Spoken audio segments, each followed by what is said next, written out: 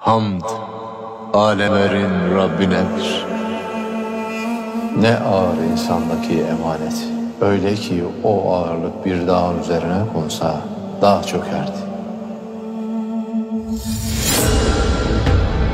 Bir gün gelir, perde açılır. Uçurumun dibindeki ateş çukurunun seni beklediğini görürsün. Çocuğun adını söylemeyecek misin? Abdülkadir. Gittim pirim. Lütfedildi. Yalnızlık ve inziva ruhumdaki fırtınaları sükûna erdirdi. Düş peşimden. Bana Abdülkadir'i anlatırsan düşerim.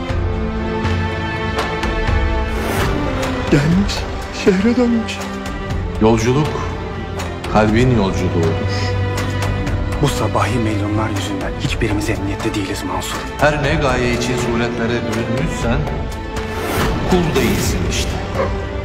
Mahluksun. Sıfatlar peşindesin, hakkın değil. Abdülkadir de senin gibi nesneler ile konuşur muydu? Ona konuşurlardı. Bana gel ey mübarek.